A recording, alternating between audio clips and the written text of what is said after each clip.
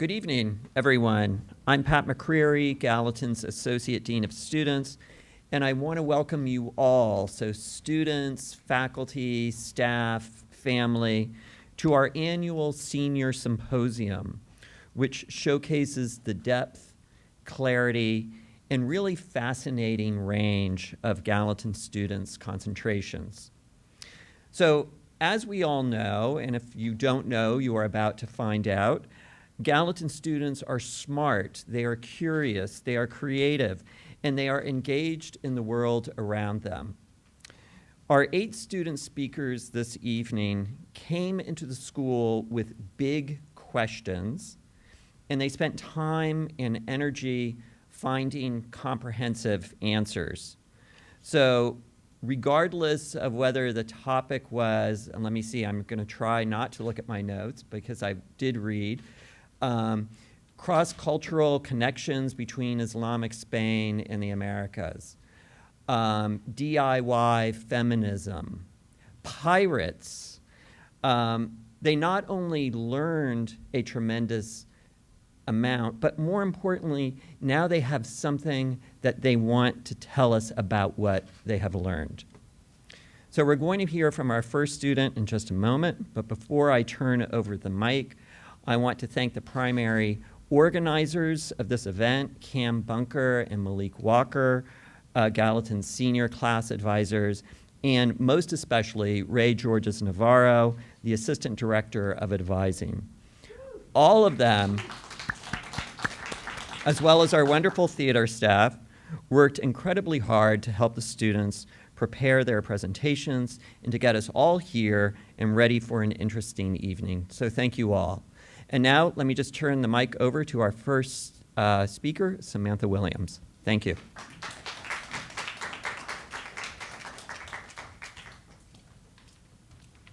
Hello, everyone. My name is Samantha Williams, and today I'll be presenting on my senior colloquium and rationale topic, The Grammar of Empire and the Arts of Contact, a cross-cultural analysis of Islamic Spain in the Americas. Before we begin, I want to direct your attention to this map. Here we see 3 points of contact that chart the arc of our journey. So to the east, we have Medina, where the Islamic Empire first emerged in the 7th century, carrying with it a tradition of artistic sophistication, theological depth, and architectural innovation that would spread across continents. To the west, we have Granada, the site of the Alhambra, which marks the final stronghold of the Islamic rule in Iberia, falling to Catholic monarchs in 1492, the very year Columbus set sail for the Americas. And across the Atlantic, we have Mexico City, built atop the ruins of Tenochtitlan, the Aztec capital, conquered by Hernán Cortés in 1521. These 3 locations trace the movement of empire, the collision of faiths, and the birth of new cultural forms that we will trace through artifacts today. So, now we're looking at the Iberian Peninsula. This map shows the Islamic Empire in Spain, known as Al-Andalus, which endured for nearly 8 centuries, from the Umayyad conquest of 711 CE to the fall of Granada in 1492. The map on the left shows Al-Andalus at its height, where the capital was Cordoba, which became one of the most sophisticated cities in the world, renowned for its libraries, medicine, astronomy, and the breathtaking Great Mosque that still stands as a testament to the Golden Age. By the 13th century, however, Islamic power had retreated to the Nasrid Kingdom of Granada in the south, a smaller but culturally vibrant emirate where the Alhambra Palace was constructed as the final magnificent flowering of the Muslim rule in Western Europe. And now, let's begin at Granada, specifically the Alhambra Palace. This magnificent complex is often viewed as the pinnacle of Islamic art, a masterpiece of Arabesque stucco work, Quranic calligraphy, and engineering marvels like its intricate water channels. But the Alhambra is more than just a static monument. It is what scholar Mary Louise Pratt would call a contact zone, a social space where cultures meet, clash, and grapple with one another. This becomes visible when you consider the Palace of Charles V, a stark Renaissance structure planted directly at the heart of the Alhambra in the 16th century. This architectural palimpsest demonstrates that the Alhambra was never a sealed Islamic identity. It was a stage upon which successive powers performed their authority, with each ruler claiming its power while transforming it. This dynamic of layered authority reached its most dramatic expression in the Mosque Cathedral of Cordoba. Here, the vast hypostyle hall of the Great Mosque with its iconic double arches resting on Roman and Visigothic foundations was, after the Reconquista, violently pierced by the insertion of a Renaissance cathedral nave. More than just an architectural addition, it was what anthropologist Michael Ralph Trullo would recognize as an act of making history, an attempt to silence the building's Islamic past and overwrite it with a triumphant Christian present. This is the result of a space where the power in the story is visibly contested, with visitors today walking through a contact zone frozen in stone, witnessing the dissonant beauty of a cathedral encased within a mosque. But before the hardening of religious boundaries, there existed moments of remarkable fluidity, as shown through the general attitudes towards Arabic. As the site being the language of Islam, it was regarded as many Christians as a language of prestige and high culture, especially during this period. Its presence on Christian objects, such as the cope on this slide, speaks to the complex dynamic where Arabic script could signify sophistication, power, or beauty, rather than just religious alliance. Yet, this admiration existed alongside deep suspicion. Moriscos, or converted Muslims, were often forbidden from touching, using, or even wearing anything adorned with Arabic, as such objects could be read as evidence that they were not Christian enough. In this tension between reverence for Arabic as a mark of prestige and fear of it as a sign of religious infidelity, we see the fragile and contradictory nature of religious identity at this time. But now we can consider the condestable's cope, which is a 15th century Christian liturgical garment astonishingly adorned with Arabic calligraphy, found in Burgos, Spain, which is about 3 hours north of Madrid. Theorized to be woven by Muslim craftsmen for a Christian noble, this cope embodies a world where the rigid boundaries of religion had yet not fully hardened. It reveals a lived reality where identity was more pragmatic and permeable, a world not fully structured by the categories that empire would later impose. What makes this cope stand out is the fact that the Arabic written on the back isn't Pseudo-Arabic, which is lettering that looks like Arabic yet isn't legible. It instead translates to, "Glory to our Lord the Sultan." As religious studies scholar Jonathan Z. Smith argues, religion itself is a scholarly construct, a product of human imaginative act of comparison that empires weaponize to classify and control later on. That ideological shift arrived decisively in 1492, the same year that Columbus sailed with Antonio de Nebrija's Grammar of the Castilian Language. And in its prologue, Nebrija famously declared that language must be the companion of empire. This statement marked a dramatic transition from the fluid exchanges that produced the condestable's cope to a top-down approach that enforced cultural homogenization. Language was no longer a tool for communication, it became a weapon of conquest. The devastating consequences of this shift are captured in the clandestine world of Morisco culture. Following the forced conversions of Muslims in Spain, communities preserved their faith through Alhamiado manuscripts, which is Castilian language written in the Arabic script. These texts were a direct subversive response to Nebrija's imperial grammar. They used the quote-unquote enemy's language, but rendered it in the sacred script, creating a coded hybrid text to preserve Islamic prayer. This act of linguistic resistance demonstrates what linguists Catherine Willard and Bambury Sheffield called language ideology, which is the deeply held cultural representations of language tied to moral and political interests. The Moriscos asserted a counter-ideology which rejected the crown's framing of Castilian as inherently Christian and Spanish, meanwhile Arabic as Islamic and inherently foreign. This same dynamic of approach and resistance traveled across the Atlantic with the Spanish Empire, and in 16th century Mexico, the Franciscan friar Bernardo de Sahagún undertook an extraordinary ethnographic project, the Florentine Codex. A 12-volume work written in parallel columns of Nahuatl and Spanish, compiled with the help of indigenous noblemen, it sought to record Nahuatl culture in order to dismantle it. Yet, paradoxically, the Codex became a reservoir for preserving the very knowledge the colonial regime sought to supersede. It embodies the central tension of cultural encounter, a product of colonial power that created space for indigenous voices to endure. This tension finds stunning material expression in feather paintings. The pre-Hispanic art form, long revered for creating objects of divine significance, was co-opted by the Spanish for evangelical purposes. Take the anonymous 7th century work, The Stigmata of St. Francis. This piece depicts a Catholic saint experiencing the stigmata, yet it uses a uniquely Latin American medium with feathers of native birds that carries inherent sacredness and authority for indigenous viewers. As scholar Alessandra Rousseau argues that images take flight, the indigenous Amanteca were not passive laborers. They were active creators who brought their technical genius and worldview to the task. The resulting feather mosaics operated on two registers simultaneously, as Catholic propaganda for the Spanish and as enduring assertions of indigenous artistic excellence for native communities. Yet, the ultimate expression of the centuries-long process of synthesis emerged in the Virgin of Guadalupe. Her apparition appeared in 1531 on top of the hill of Tepeyac, a site sacred to the Aztec mother goddess Tonotzin, just north of Mexico City. Her depiction with symbols both legible to both cultures facilitated a profound and immediate form of cultural blending, where the condensable's cope was the garment of the elite and the feather paintings were often commissioned works. The Guadalupe narrative emerged as a powerful popular phenomenon. She was not just a compromise, but a new creation, a theological and cultural entity that answered the homogenizing force of Nebrija's empirical grammar with a resilient popular faith that the colonial apparatus could never fully control.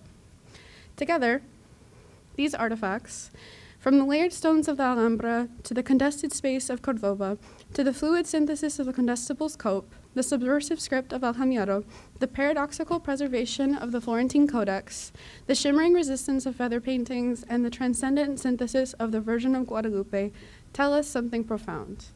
Cultural purity is a myth, actively constructed by power and persistently dismantled by human creativity. The collision of empires under the pressure of colonization did not merely create simple fusion, it forged entirely new cultures capable of their own sovereignty and self-expression. The story that began with Arabic calligraphy on a Christian cope and found its most powerful story in a virgin born of two worlds is still being written. It urges us to recognize these new syntheses being dreamed of into our own globalized world today. And thank you.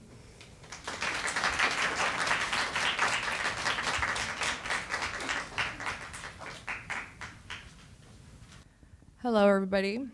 My name is Leanne McLemore, and I'm a senior at Gallatin. Sorry. One moment. What do you mean, Jen?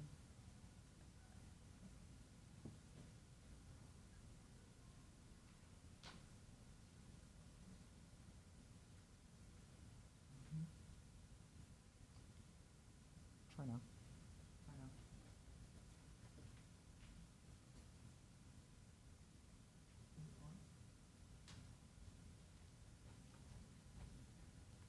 It should be mirroring. We didn't check this beforehand, sorry.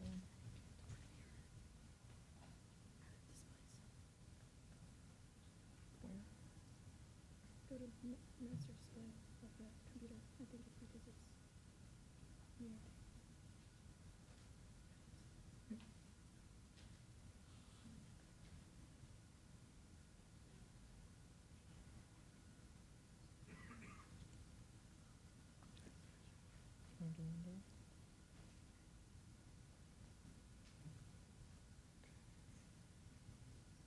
Can you try now, please? You're not seeing it up there? Okay. Can you move it over? Move away. Did she say it now? Can she put it to screen? Can you put it to screen now? Okay, I can't. I need Tracy. You dragged it out. I can't see it. I now. know. She needs to switch it. No, we need you to turn it on. So you can see it. We're already on TikTok. Go to open it from there. You just. Hit that.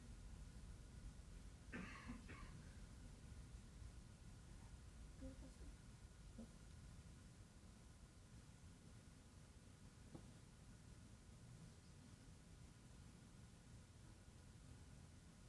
Joe, what was that? For bringing the time back up? That's just opening the window. Tracy? You're not dragging it.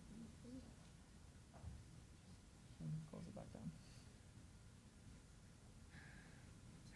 No, it's okay. Sorry. Sorry, everybody, just a few technical difficulties.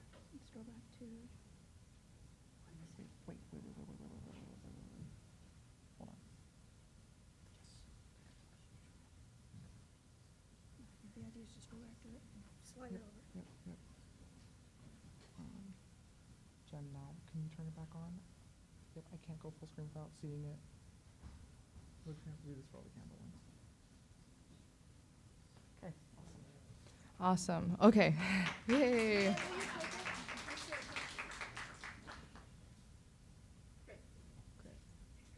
Okay. Okay. Okay. Good evening, everyone. My name is Leanne Macklemore, and I'm a senior at Gallatin, and my concentration is in politics, policy, and environmental studies. And today I'm going to be presenting on the research I conducted on climate change and how it exacerbates gender-based violence. And I'm going to be focusing on a case study called Las Muertas de Juárez, which means the dead women of Juárez.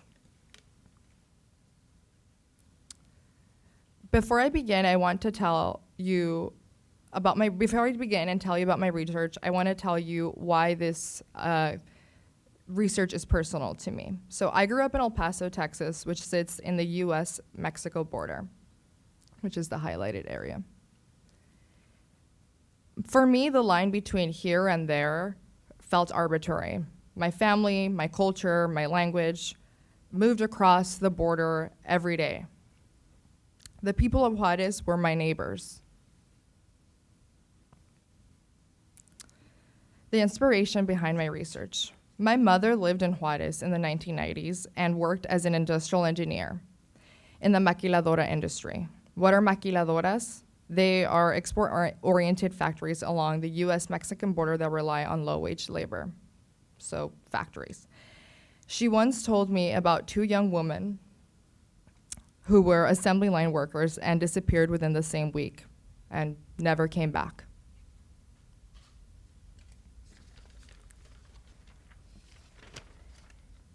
Years later, she would learn that these women were amongst what would become now known as Las Muertas de Juárez. This story stayed with me. And it led me to ask the question, what happened to these women? But more importantly, what systems allowed for this to happen? My research asked the fundamental question, what does justice look like when vulnerability is not ignored but centered? Today, I will argue that the epidemic of gender-based violence in Juárez cannot be understood without looking at climate-induced migration that pushed thousands of vulnerable women into exploitative labor systems that many institutions failed to regulate.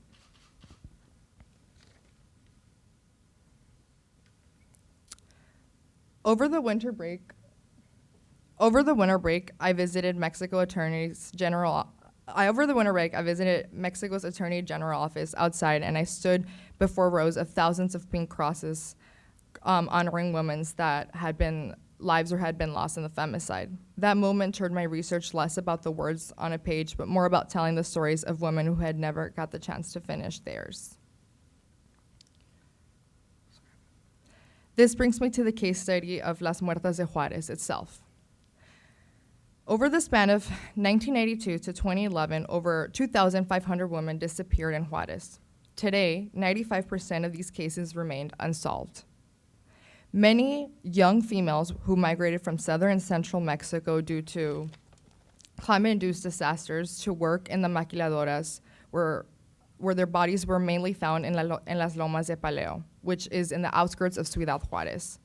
Femicide is targeted killing of females by males accounted for their gender. Femicide is not isolated crime, but it's systematically driven.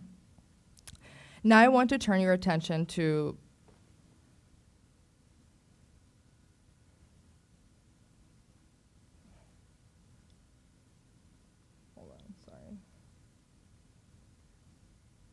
Now I want to turn your attention to Alma Chavarria Ferral, at just 13 years old, who was the first official recorded case on January 23rd, 1993. Due to poor labor laws at the time of her disappearance, she was also an assembly worker at just 13 years old. Then I want to turn your attention to Elizabeth Castro at 17 years old, who disappeared after leaving her home to go to work on August 1995. Her body was discovered in Las Lomas de Paleo, like many of the other victims during this era, and she had been subjected to extreme physical and sexual violence before being strangled. I retrieved both of these I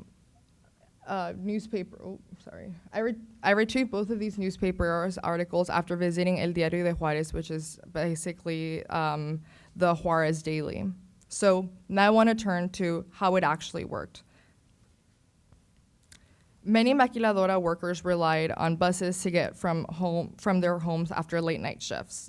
Bus drivers were paid to alter their final routes and leave women in isolated areas like in the Lomas de Paleo, where gang members awaited to ambush them. Women, often alone, exhausted and unfamiliar with the area, were then subjected to kidnapping, sexual violence, and murder. These schemes have been linked to Los Rebeldes leader Sergio Armendariz, El Diablo, which means the devil, and Abdel Sharif, El Egipcio, which means the Egyptian, who paid the gangs from prison to continue the killings and preserve the pattern of violence. Now I want to turn to the data that led to this story. To understand all of this, we have to take a step back and look at Mexico's history. During the 1990s, NAFTA transformed the border into a center for industrial production. The United States, Canada, and Mexico were the largest zones of unrestricted commerce. At the same time, droughts, storms, and environmental declines disrupted rural life across Mexico, which was exacerbated by NAFTA's factory boom. This can be defined as anthropogenic climate change. Anthropogenic climate change is the human-caused shift in climate patterns which intensify extreme weather patterns. NAFTA's factory boom and anthropogenic climate change simultaneously intensified environmental instability in Mexico. Using empirical data from the weather archives in Mexico, my research identifies a surge in climate disasters, including droughts, soil degradation, and cyclones throughout the late 1980s and the early 1990s. Agrarian regions in the southern and central parts of Mexico were hit the hardest. These disasters disrupted the farming and destroyed rural livelihoods, which increased cyclone flooding and displaced the most vulnerable people in our population, women and children of low socioeconomic status. As the climate became increasingly unpredictable, many women were pushed to migrate to the border cities of Juárez, of northern Mexico, and some of these were in Juárez, in search for survival and steady income. The demographic and climate data reveals that this is not a natural crisis, but a structural one. Juárez population grew to 52.6% during the decade of 1990 to 2000 as climate disruptions increased, and tropical disruptions in northern Mesoamerica regions prolonged droughts and intensified storms patterns linked to El Niño displaced rural communities and pushed migrations towards the urbanized regions of Mexico.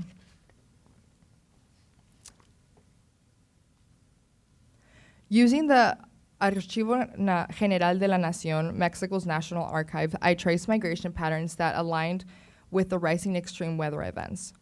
Women made up nearly 70% of maquiladora workforce at the time, in part because structural vulnerability made females easier to exploit and less likely that they would challenge the harsh labor conditions the factories demanded of them. Climate change acted as a catalyst for threat. It destabilized women from their homes and local community, their support systems, and deposited them into northern border cities designed for industrial profit, revealing that violence was not isolated.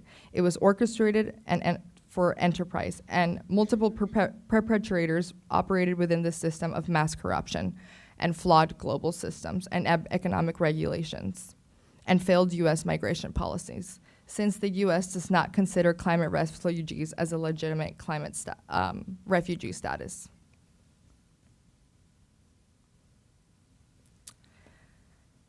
Now I'm going to wrap this up by telling you all and reiterating that until this day, at 2026, 95% of women remain missing, and the cases remain unsolved. This makes it so that the parents of 2,100 women are still without answers. Nuestras hijas de regreso a casa, which means our daughters in return to home, is an activist organization that has attempted to mobilize justice for their daughters. However, these statistics are more than just numbers. They are empirical records of the disposable body framework. The mass murder of these women was not an inevitable byproduct of industrialization, but a direct result of structural alignment between gendered labored policies and systematic impunity. We must recognize that femicide in Juarez is a warning about what happens when systems fail, when institution systems treat human lives as disposable. I will leave you all with this. Geography should not determine who lives and who is left vulnerable. Survival should not be a privilege. Thank you.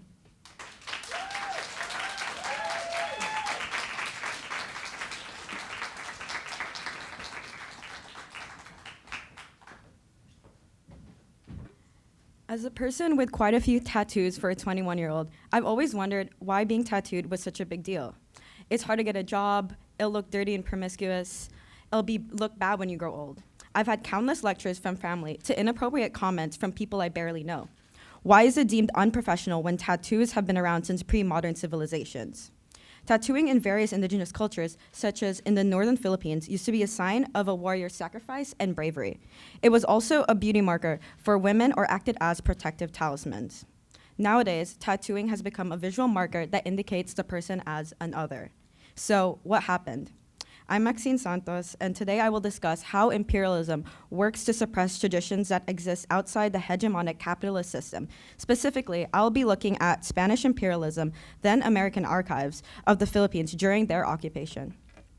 So, how has the fashioning of indigenous communities as uncivilized savages been linked to expansion of exploitative capitalism under colonialism?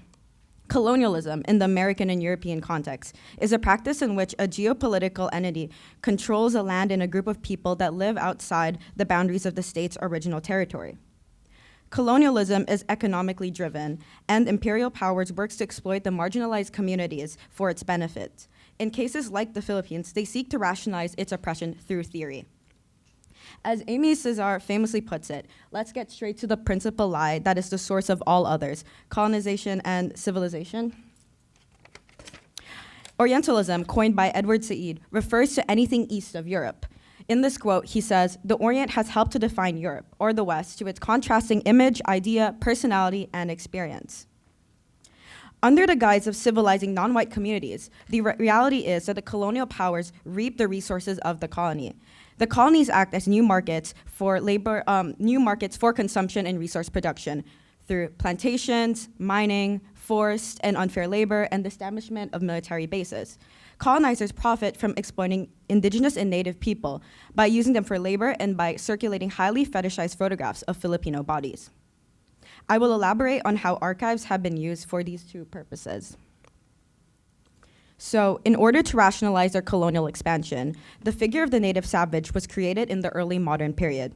The Spanish Empire sought to civilize the native savage because they are, and I quote, from this illuminated manuscript, always killing and robbing each other with great cruelty and being traitors 1,000 times over. The popularity of Filipino bodies as a spectacle only continued to grow. In 1887, 36 tattooed men and women were sent to Madrid for the Exposición General de las Islas Filipinas, seen on the right. These indigenous people acted as attractions for fairgoers who recorded them in photographs. Seen in these contrasting images in the manuscript, Christianizing and hence clothing them covered their savagery. Situating the Christianized native in a fixed land with the church at the center, rather than what was the cultural norm of the pre-colonial barangay, which was a movable social political unit, it's now rather in one fixed place. The act of othering people as an attraction dehumanizes native Filipinos and their culture. The exposition, along with the degrading descriptions in the Boxer Codex, justified the narrative of how Spanish rule was going to civilize the people of the islands. Being centered around a church in a barrio makes it easier for Spanish friars, Jesuits, and soldiers to control, monitor, and subject them to labor. In the 20th century, American education was used as an ideological propaganda to turn Filipinos into good liberal laborers. For example, the caption of this American period image says, these girls have made great strides, especially as regards to industrial training. collecting, owning, and categorizing non-white bodies to create a distinction between the uncivilized and civilized. Painted and black and white photographs like these showcase the great work Americans have done in the global South. The racialization of the savage is created by the archiving of bodies. As I flip through these archives, observe how colonizers frame these photos to distinguish who is westernized and who isn't, and how they phrase the captions. These are published. These are intentional. The image description, for example, here says, the effect of little schooling. The picture of the left shows a typical Ilonggot girl as we found her, and the picture to the right shows an Ilonggot girl who has attended school for a time. In the past, this was the image of the Filipino in the American imagination. Most Americans weren't able to travel to the colonial Philippines. As such, they relied on the circulations of books and postcards. From the prints he sold, Dean Wooster, the former Secretary of the Interior and Local Government of the Philippines, earned $1 per print. He made a total of $5,340 which is around 192,000 US dollars when adjusted for inflation in 2025. Wooster was just one of those people who sold, circulated, and highly orientalized and infantilized images and writings about the Philippines. Americans profit off of Filipino bodies, from using them as aesthetic images to bodies that are now efficient for labor exploitation. Capitalism has never and will never favor the colonized, because the system was never set up to help the colonized working peasant class. By orientalizing and othering Filipino people so that they may be turned into laborers, the American elite benefit from this labor exploitation. We also need to ask a question on who has access to these archives. All the archives I've gone through are located in prestigious American institutions such as the Cornell Southeast Asian Visions Collection. Why do I need to go all the way to America to learn about my own country? In the 21st century, there's a point of contradiction. The indigenous population is discriminated against for having tattoos, but now it is acceptable on white tourists. There has been a boom in the batok tattooing practice. My first introduction to the batok was not from Filipinos, but from my white math teacher in 8th grade. She told me how she hiked up the mountains to meet Apo Wangod, the 109-year-old Mamang Batok. The indigenous people of the Cordilleran were referred to as uncivilized and backwards, but now their tattoos are cool and ethnic if you aren't a person of color. These are just some examples of foreign tourists who have traveled to the mountains to get a tattoo specifically from Wangod. The decontextualization of indigenous bodies is something that will continue to prevail during American imperialism and post-colonial Philippines. I want to stress how we need to be aware of atavism and the racialization of time when it comes to talking about indigenous communities. Like when we associate indigeneity with going back to the past. Indigenous culture is not the past. They are ever present and they exist within modernity. Associating them with an imagined time without colonialism is a false and harmful Eurocentric perspective. If you only take one thing away from this, I want you to think about the reason indigenous practices, like body modifications, are associated with being uncivilized and unprofessional. Why are we conforming to the colonial standard? I want to show girls and gender non-conforming people of color that it is possible, and resistance from Eurocentric standards starts with ourselves. Thank you.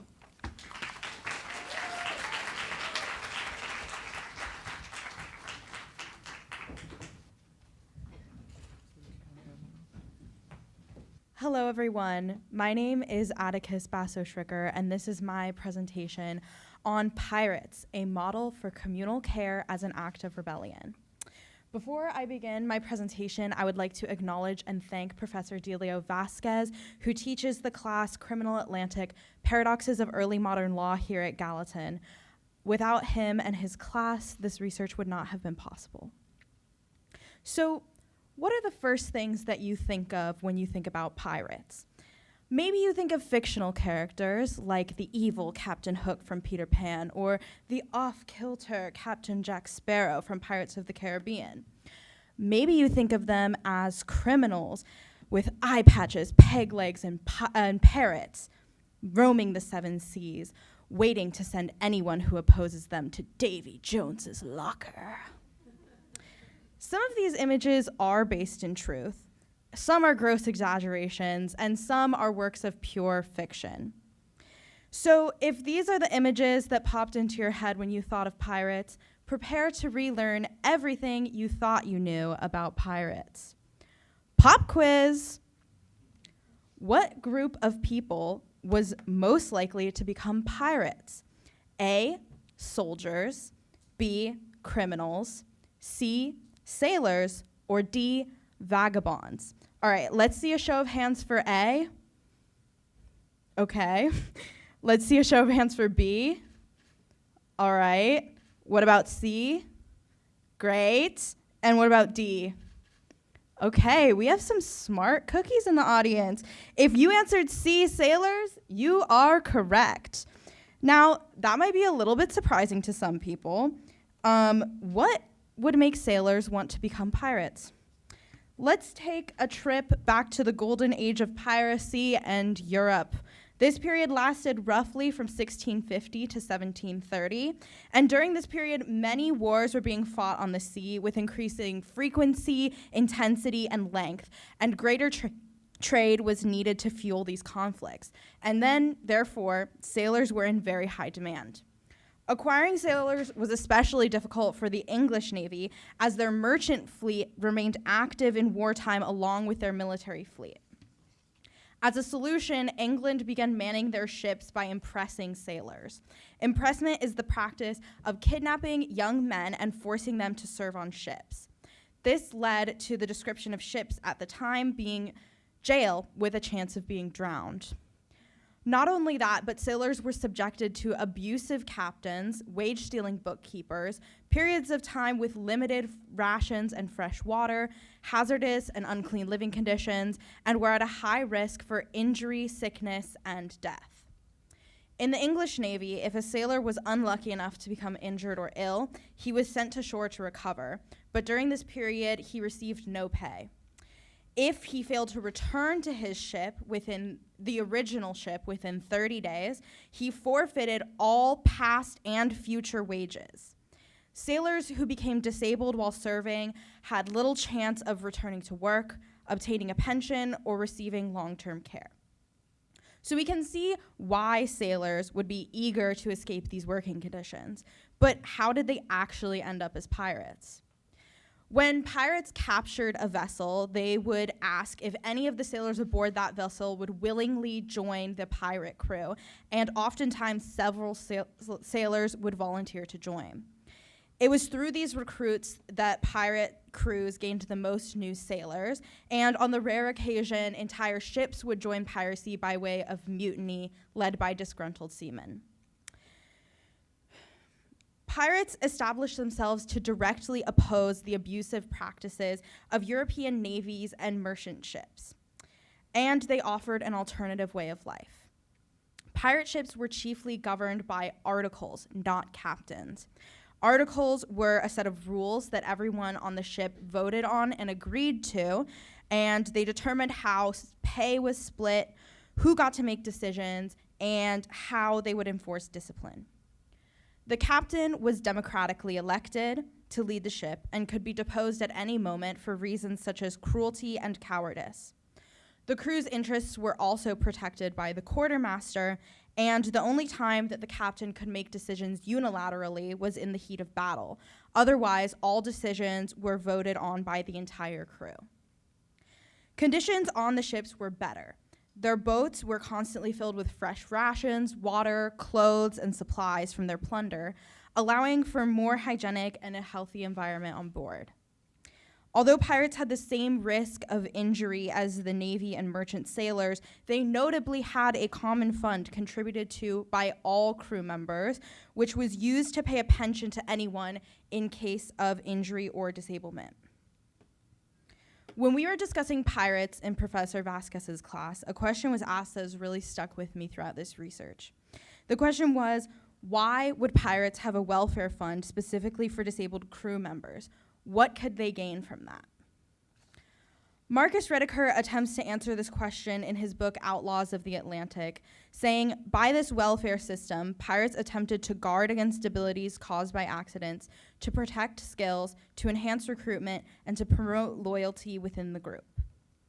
Now, this seems like a logical answer at first glance, but then you put it into context with the core principles of piracy, and you realize that the question itself is flawed. You see the question behind the question, which is, why would pirates ever want to care for disabled people?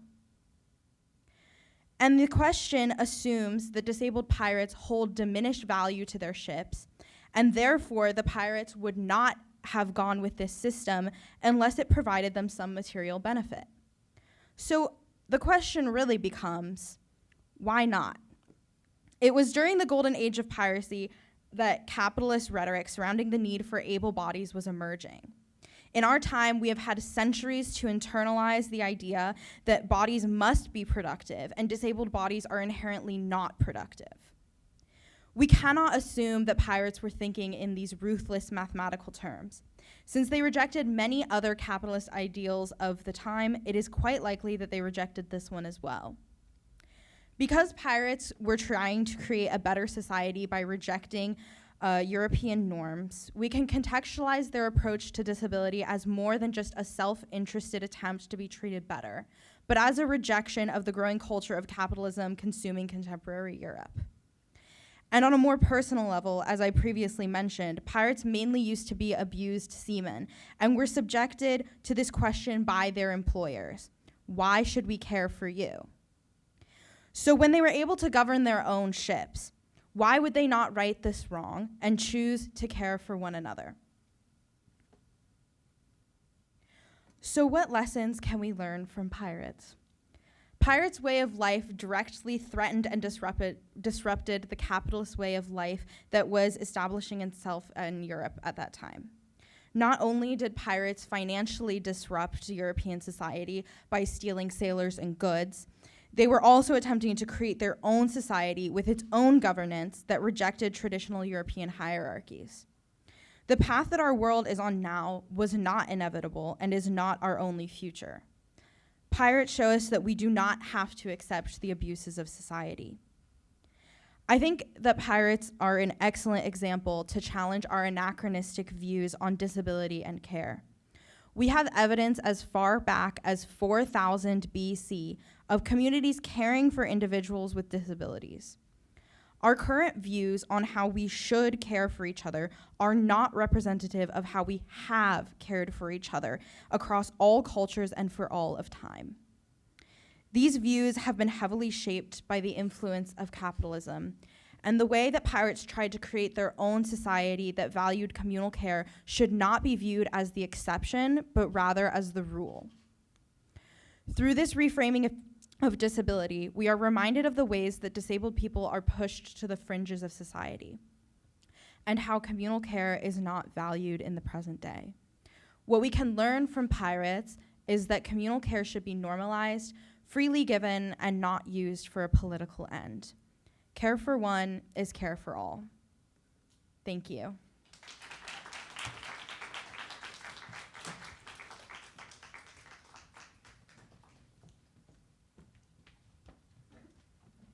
Good evening, everyone. My name is Hazel, and my presentation is about the nature of originality and approaching adaptations as an artist.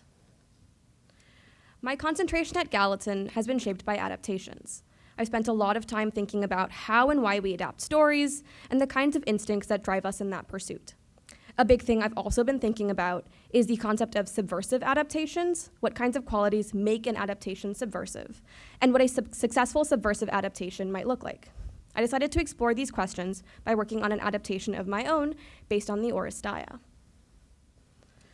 One of the most enduring stories in the ancient Greek classical period was Aeschylus's Oresteia, and it was produced in 458 BCE.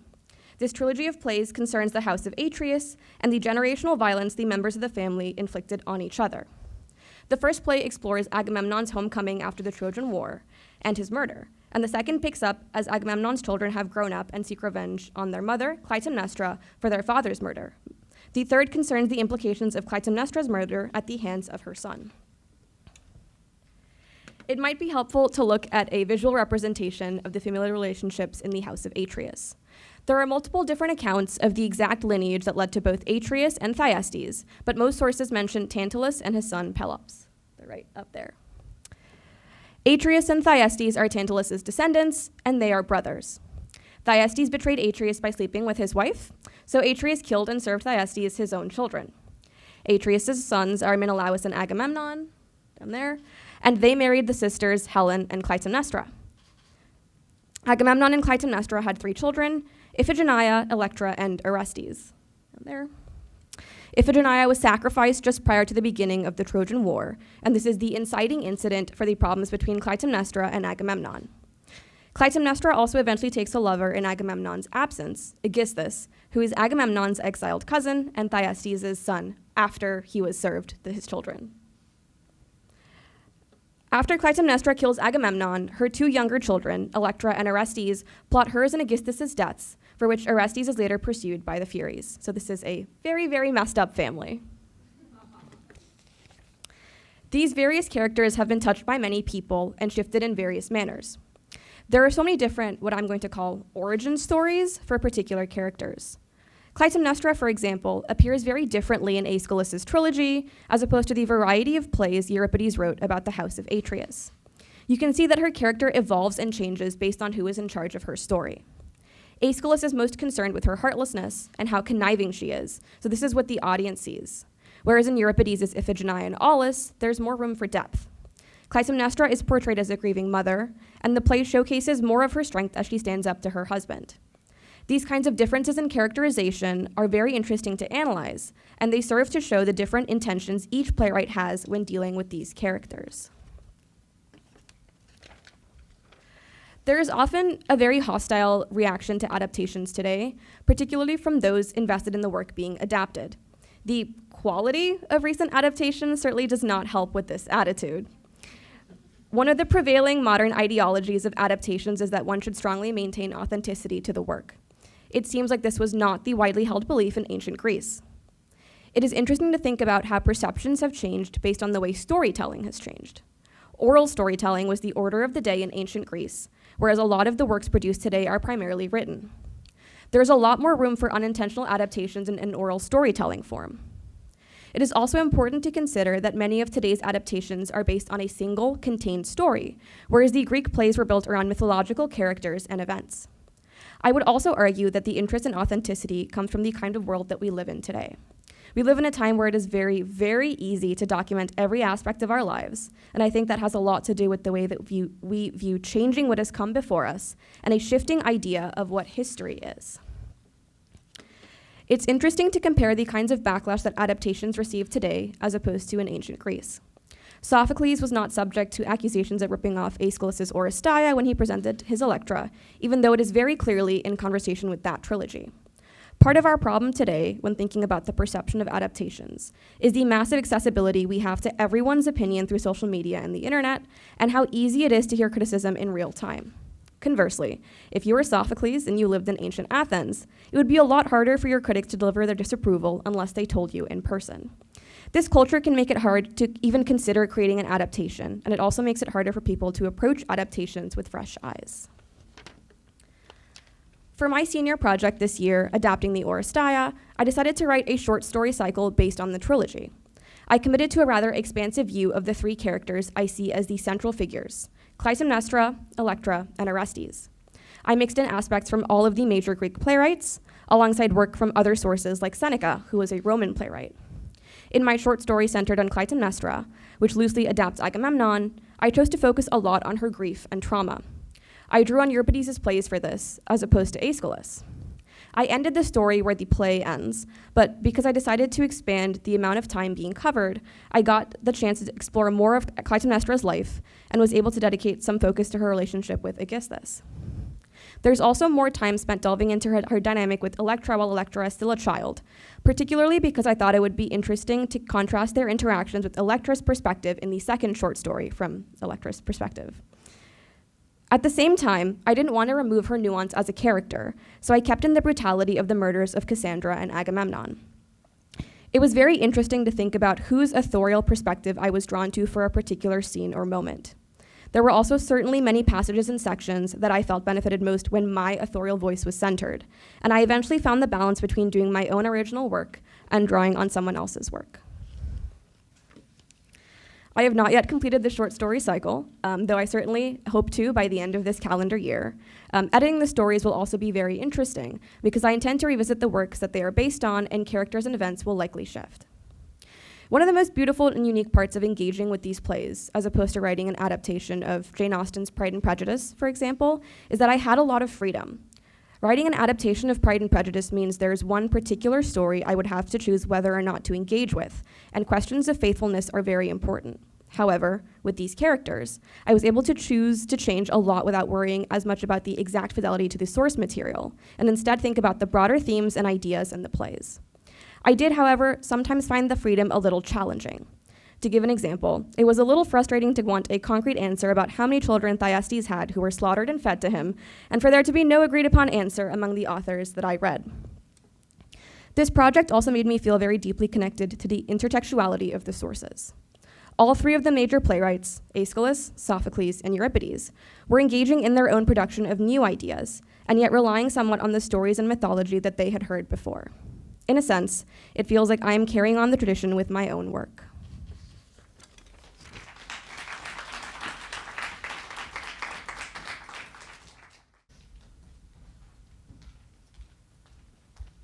Hi.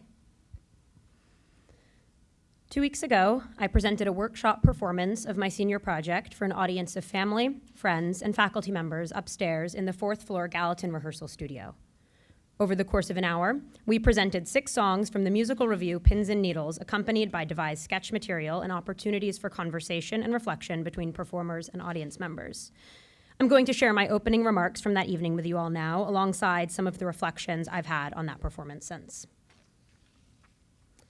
If you don't know me, my name is Annabelle, and my concentration is Science, Technology, and Society.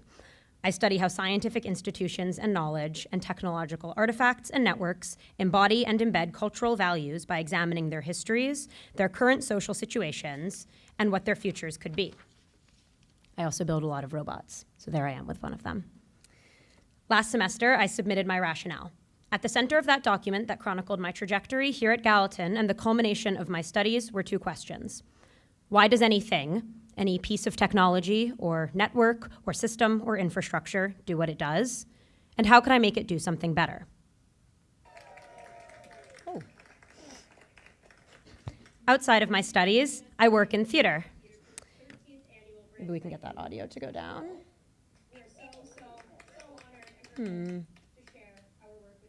There it goes. I work in this very theater, in fact, as a technician, hanging and focusing lights, running our audiovisual system, and setting up and breaking down events like this one. I also currently lead the Gallatin Theater Troupe and work with them as a director, playwright, and producer.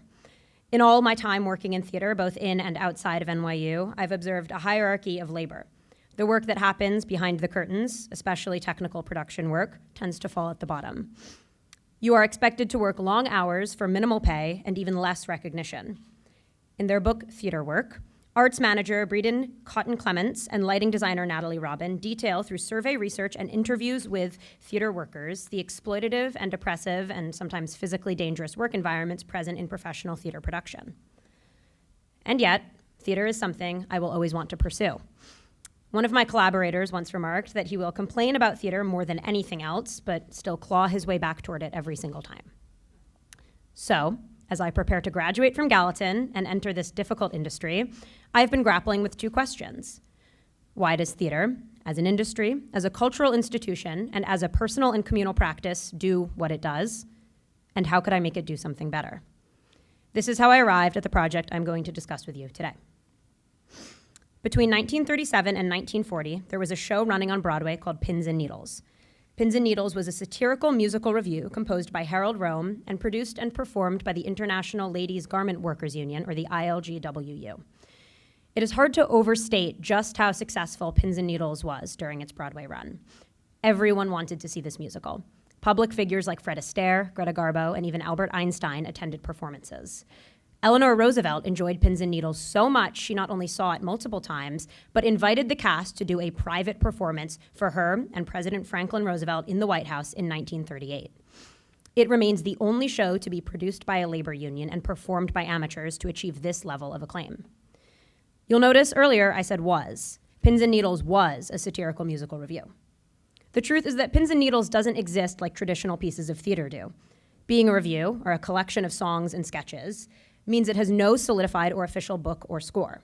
More songs and sketches were created for Pins and Needles than could be performed in a single show, meaning that even within its original run on Broadway, the songs and sketches that were performed could and often would change from one night to the next. In 2011, the Foundry Theater mounted a production of Pins and Needles in collaboration with Families United for Racial and Economic Equality, or FURY, an organization based out of the city dedicated to creating economic opportunity and eliminating poverty. You can see some production photography here. The production was titled Fury in Pins and Needles and was performed by members of Fury, primarily Black New Yorkers who were amateur performers just like their ILGWU counterparts from the 1930s.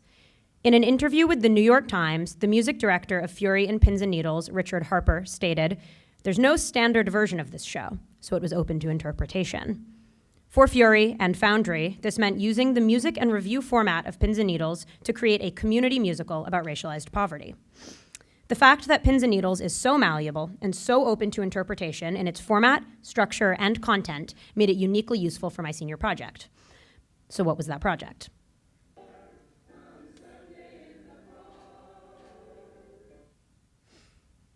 Over the course of this semester, I worked with an ensemble of 5 current NYU undergraduates and 1 recent alum to devise a piece of immersive theater using the music from Pins and Needles. The rehearsal process started with a series of discussion sessions that I facilitated with my ensemble, drawing from the methods of oral history to learn more about each of my collaborators as theater workers and workers in general. From these sessions, I identified themes, conflicts, and questions that had emerged and offered them as points of departure for devising. Devising is a technique for making theater based on collaboration and exploration. In her handbook on the subject, Allison Oddie notes that devising offers an alternative practice to the dominant literary theater tradition, quote, dominated by the often patriarchal, hierarchical relationship of playwright and director. In this tradition, actors and designers are vehicles for realizing the director's interpretation of the playwright's text. Devising can help us begin to peel back these hierarchies by naming everyone an equal participant in the process of making theater. I'll provide an example from one of our rehearsals. I had posed a question to my collaborators. What are your primary priorities when making decisions about how you do theater? One of my collaborators shared that she treats each priority as points on a triangle. One point is making money, another point is boosting a resume, and the third point is having fun. For her to accept an opportunity in theater, at least 2 of these 3 points must be fulfilled. I offered this triangle as a point of departure for one of our devising sessions, which led my collaborators and I to experiment with making different shapes with our bodies to represent different work environments. This experiment ultimately became an overarching theme in our workshop presentation, where we used shapes to represent power dynamics within theater. Circles represented fairness and collaboration, straight lines represented strictness and conformity, and triangles represented opportunities for change or transformation. I want to return to those questions I posed earlier. Why does theater do what it does, and how can I make it do something better? Addressing these questions in my project was not just a matter of identifying the problems my ensemble and I had faced in theater, or cultivating a safe and fair rehearsal environment. In developing and executing this project, I drew from the scholarship of critical making. Coined by Matt Ratto in an article published in the Information Society in 2011, critical making offers, quote, material forms of engagement with technologies as sites of critical reflection and conduits for reconnecting our lived experiences with technologies to social and conceptual critique. I posit that critical making, with its emphasis on participation, collaboration, experimentation, and social and intellectual engagement, can also be a useful framework for making theater.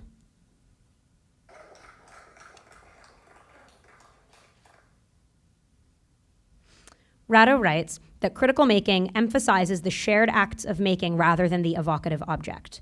To that end, my workshop performance 2 weeks ago was not a final product, but a reflection of and on a process my collaborators and I had engaged with over the course of the semester, a process that contended with and hoped to materially improve upon the condition of working in theater today.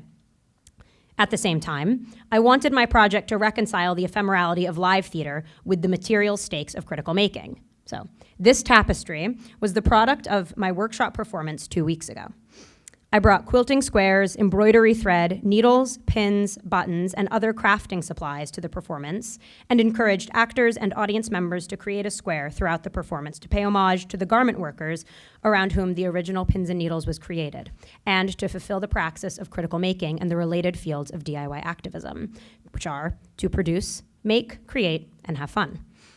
As I said to my audience 2 weeks ago, these bodies of scholarship are not meant to be spoken about. They're meant to be practiced. I also provided lyric books to the audience for all of the songs that we performed so they could sing along. The performance ended with an impromptu reprise of a song called Sunday in the Park, sung by the actors and audience members as they worked together to pin this tapestry. As I asked my audience members to craft and sing along with us, I also asked them of one more thing, and this is what I'll leave you with. I asked them to allow their exploration and engagement with the performance to extend to how they understand what theater is. Beyond the music and the dialogue, I invited them to consider the shapes and pictures we created with our bodies in the space, the dynamics, the levels, and the movement we had devised over the course of the semester. That all came back to the idea that what we do in the theater, we must do together, and with consideration for how we organize ourselves and how we want to organize ourselves, hopefully into a community without hierarchies or oppressive divisions of labor. I observe that conversations about the accessibility of the performing arts are all too often begin and end with the goal of just putting people into an audience and getting theater in front of them. For me, theater is only accessible if it is an accessible object of analysis for understanding ourselves, our culture, and the challenges we face. And that can only happen if you are invited into our processes and if we share our skills with you and ask for you to do the same in return. There is still so much more work I want to do on this project, and even more work to be done to critically remake theater so it can better serve everyone who participates in it. I look forward to undertaking this work after I graduate. As one of my favorite songs from Pins and Needles says, now it's time to have some fun. Back to work we go. Thank you.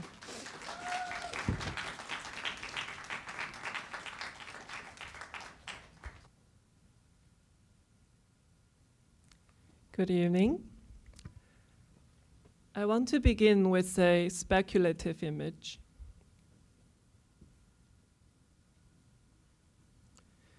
Today, many large language models are trained on vast corpora of text because his plays and sonnets are rich, complex, and most importantly in the public domain, Shakespeare is often used to train and test the creative capacities of AI systems.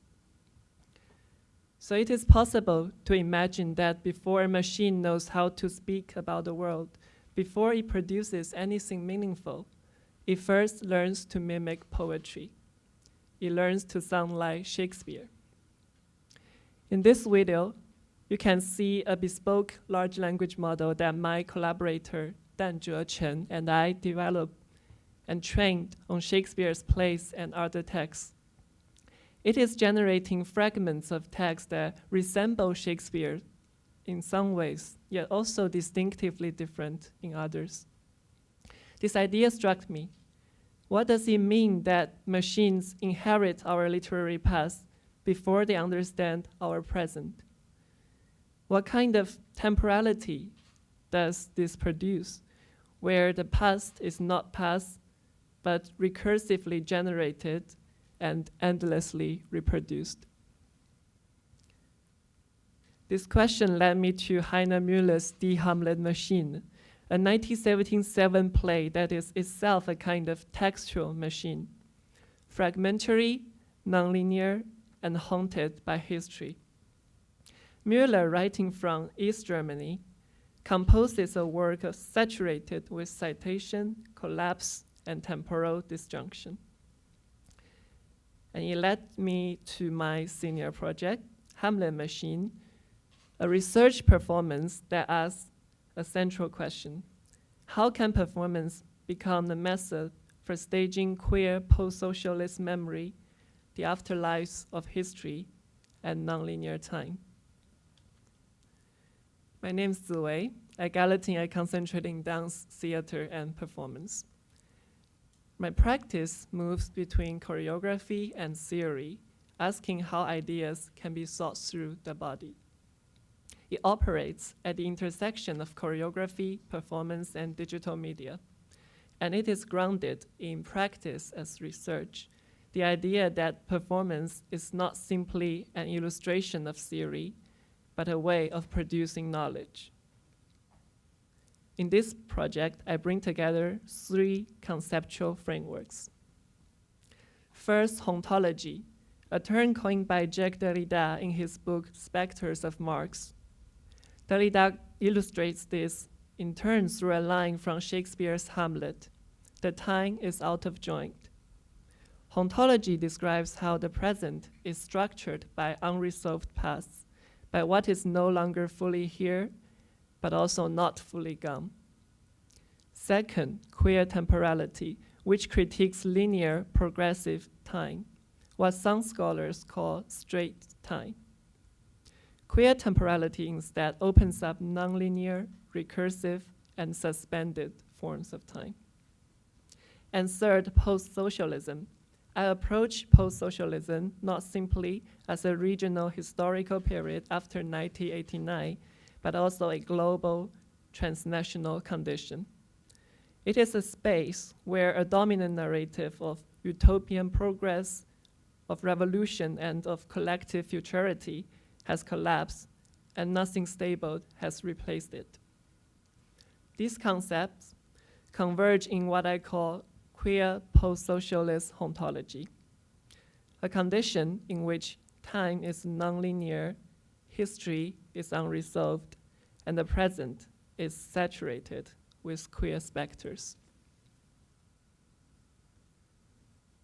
Rather than only writing about these ideas, I attempt to stage them. Let me describe and show you one moment from the performance. When you enter the space, the performance has already begun. There's no clear starting point. The room is dimly lit, sound is already circulating, and I am already moving, slowly, continuously, circling the space in a counterclockwise direction.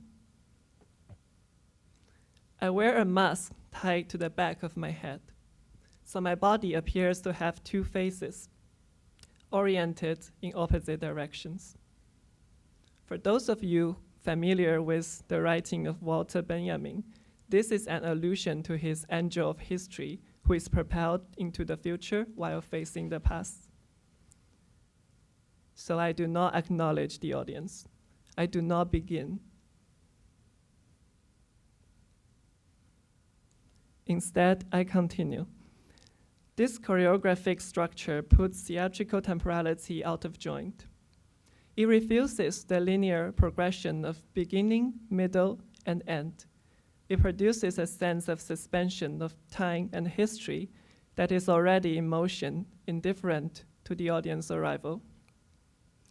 Audience members have described this moment as empty and unsettling, a kind of quiet horror. But for me, this emptiness is not absence, it is a condition. It resonates with post-socialist temporality, a space where a dominant historical narrative has broken down. What remains is not nothing, but a field of uncertainty, disorientation, and potential. And within that field, I locate queerness, not only as an identity, but also as a way of inhabiting time otherwise. Another section of the performance engages digital media more explicitly. Over several months, I have been producing materials on Instagram, short video fragments, images, and textual notes. These are archived as story highlights. They appear, disappear, and sometimes, like ghosts, they return. Using Instagram's own editing algorithms, I converted these fragments into many rapidly edited video sequences. The platform itself determines transitions, pacing, and emphasis. The machine becomes a collaborator. I then rearrange this material, layering, distorting, and projecting it during the performance. In a section I call doom scrolling, these images flood the space, fast, fragmented, overwhelming. My movement becomes violent, repetitive, and increasingly desperate. The effect is intentionally excessive. It produces sensory saturation, almost nauseating. Here, digital images function as what Derrida might call specters.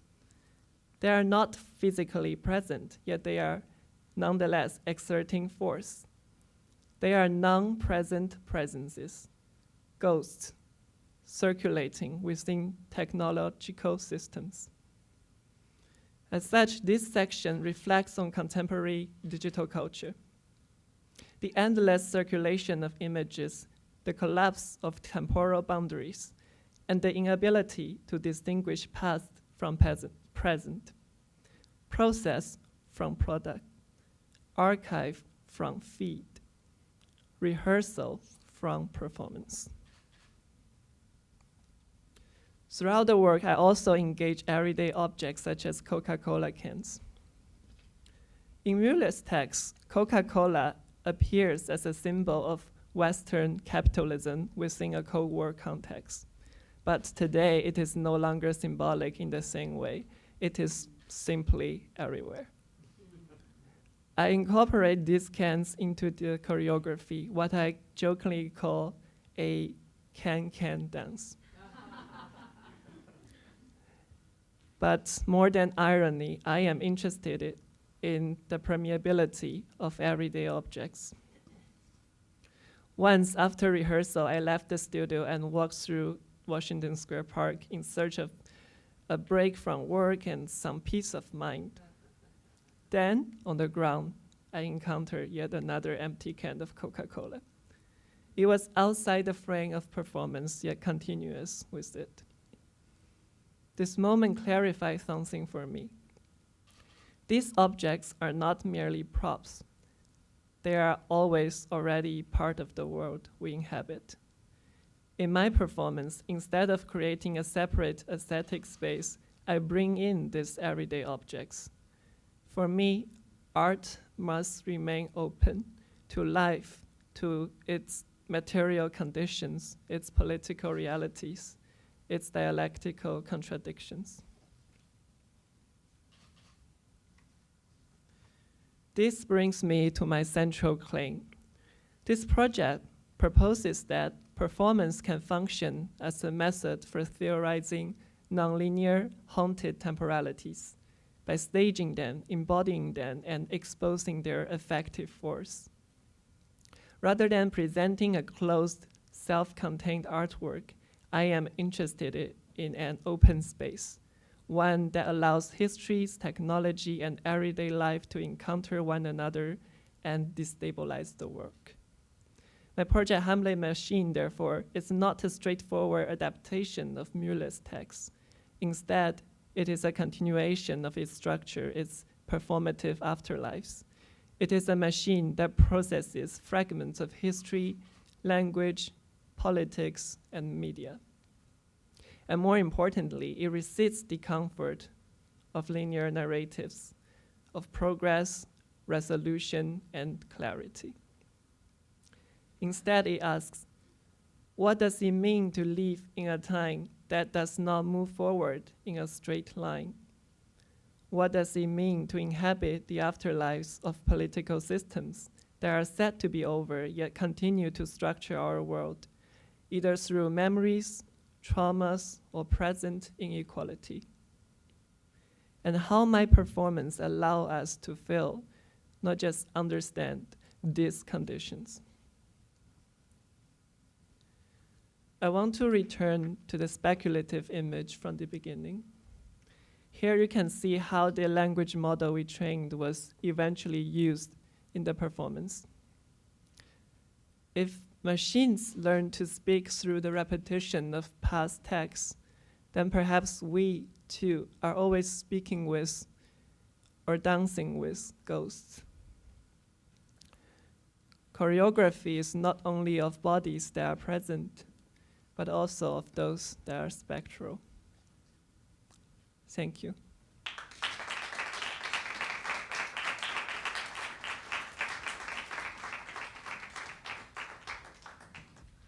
Hi, everyone.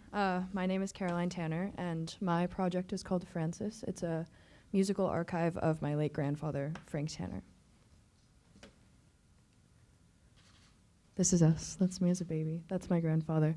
In his text, Musicking, author and musician Christopher Small proposes that music is not a product, but a process and a ritual. To music, as a verb rather than a noun, is to participate in a performance in any capacity. For Small, music is relational. It exists in the connections between people, in shared moments, in what passes between us.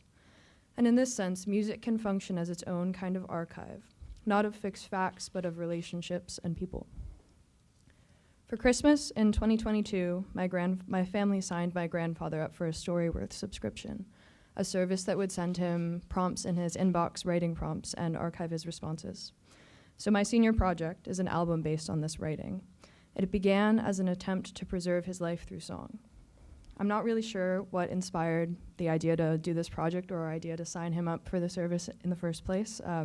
He wasn't a huge talker.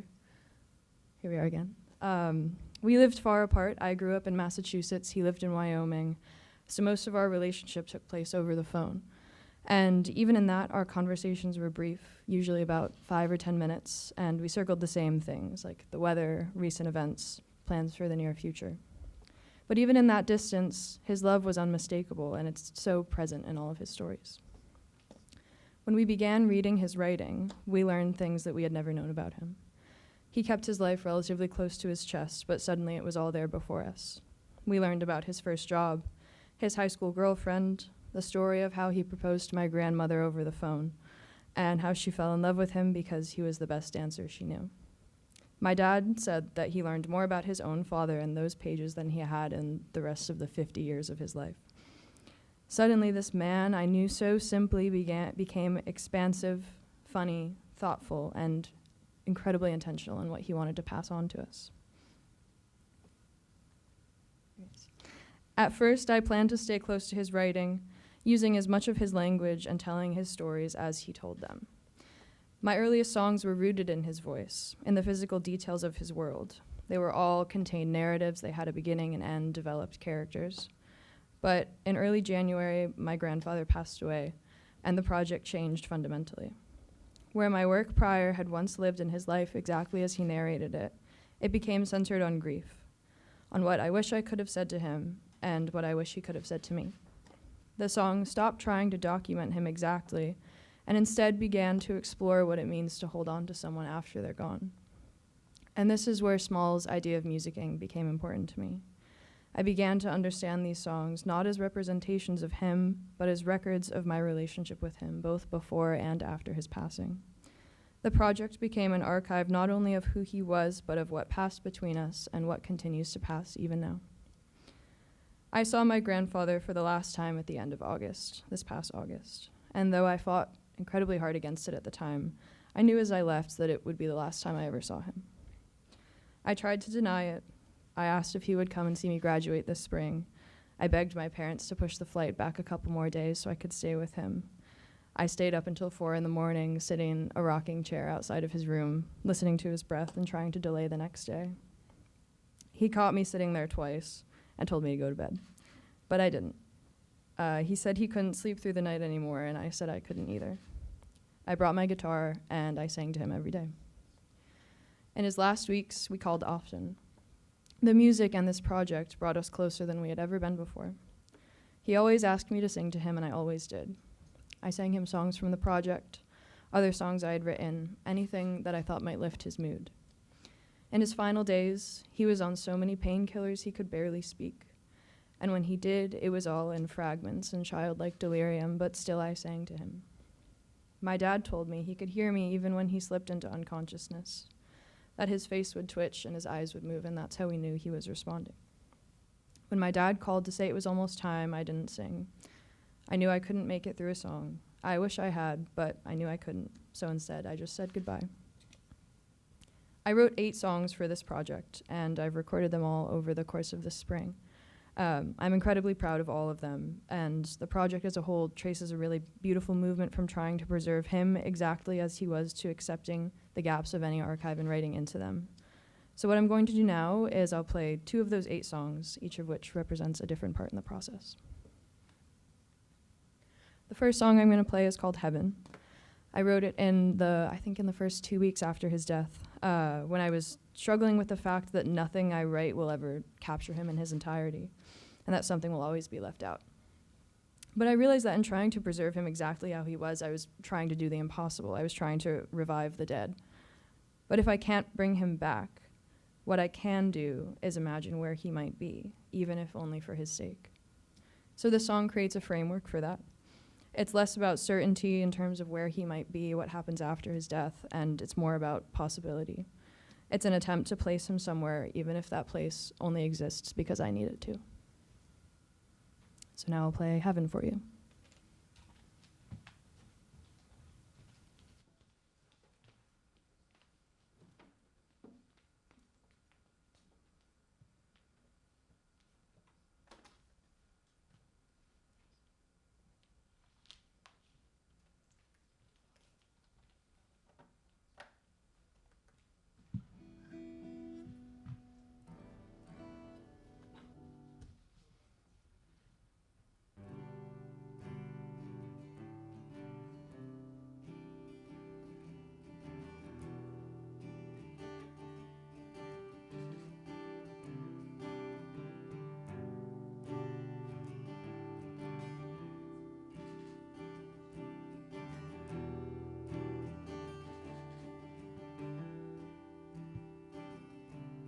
When heaven falls, I'll be with you.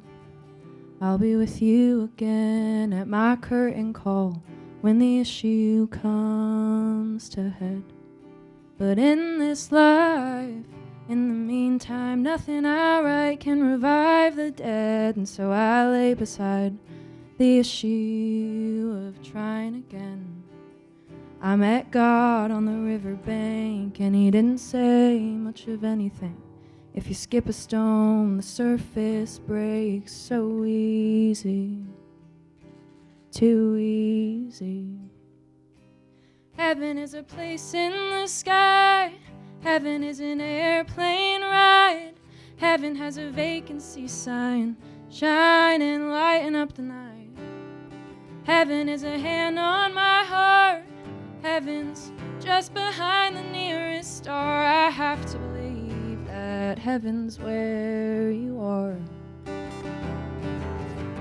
If words could raise you from the ground, could call you back down from the sky,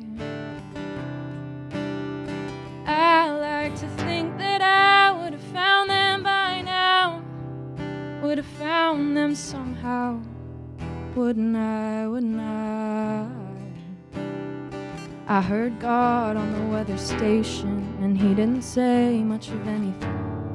The rain will flood, wash out the grave, so easy, too easy. Heaven is a place in the sky. Heaven is a double blind. Heaven is the love of your life, leaving the light on outside.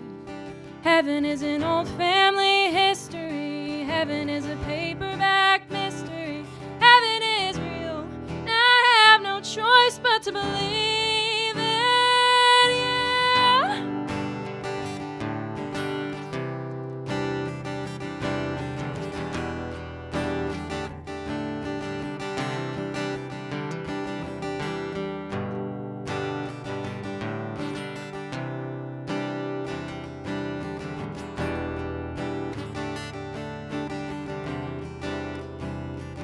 If you come back now, we could say goodbye again, but you can't, and so I have to believe in heaven.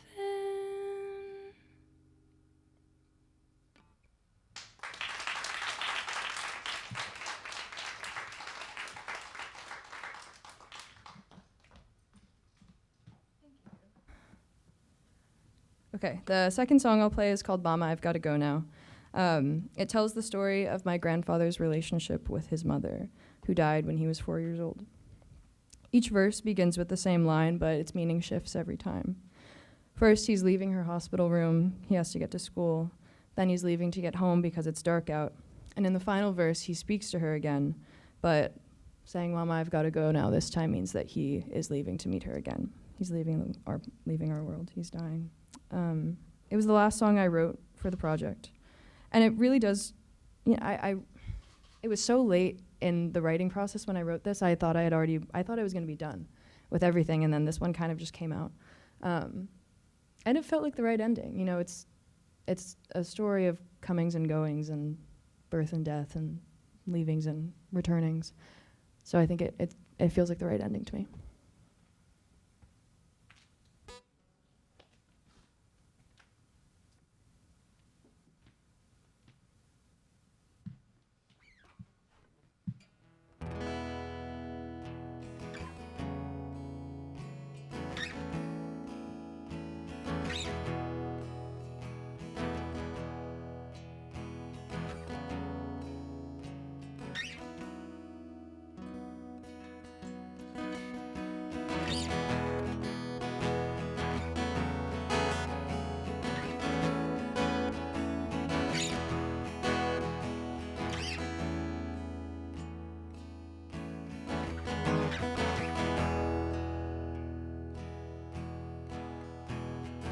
Mama, I've gotta go now. I've gotta get to school. Tell me, are you feeling alright? Mama, let me know now. Are you coming home soon? I promise I've been leaving on the light. Mama, I've gotta go now. The sun is hanging low. Yesterday at school I won a prize. A little piece of chocolate all wrapped up in gold, and I'll save it for you. Oh, if you'd like. Oh, Mama, the doctor said it's incurable. Oh, Mama, let go now if you have to. Oh, Mama, Daddy said no crying at the funeral, and so I won't. I won't.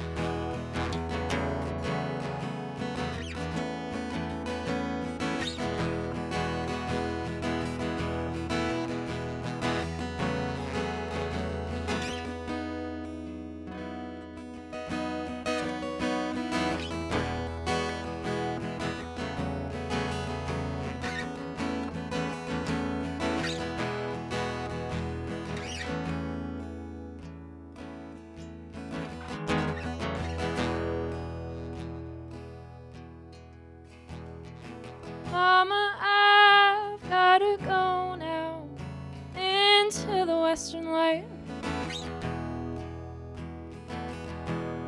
It's getting awful cold here in the shade.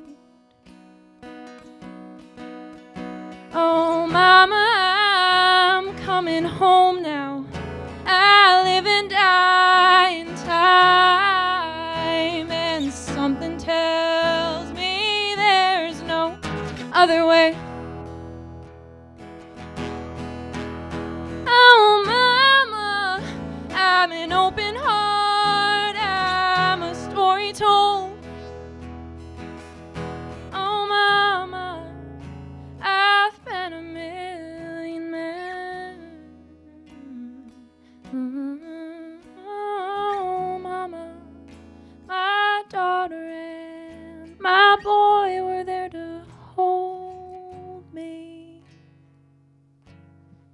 when I finally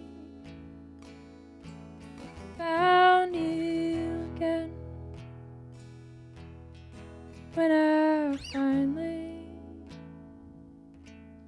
found you again.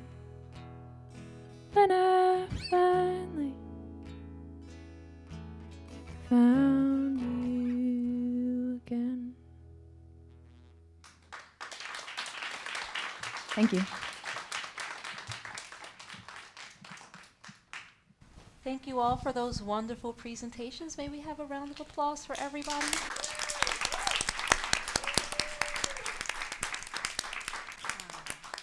I'm Ray Georges Navarro. I'm in the audience in case you guys wonder where I am. And I'm going to be moderating this portion of the event. We're going to have a brief talk back with the symposium presenters. I will take the first question, and if there's anyone watching on the Zoom, you can enter your questions there and I will read them. But for all of you, or any of you, I know that you all have had a time constraint that you had to struggle against with me and all the things. There are so many things you wanted to include in your presentations. So now is the time. Is there something you wish you could have talked about that you didn't have enough time to talk about that you'd like to mention now? Fun fact, if you will. I guess I can go first. I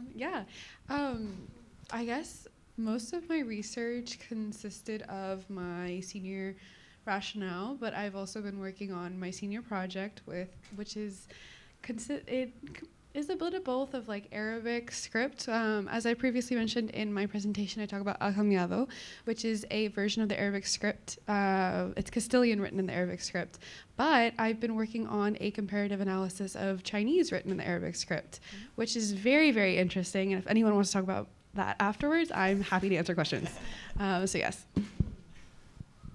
I remember when I was practicing with Ray, I was only halfway through my script, and Ray's like, "You're already at almost 12 minutes." And then I was like, "Okay, I really need to condense."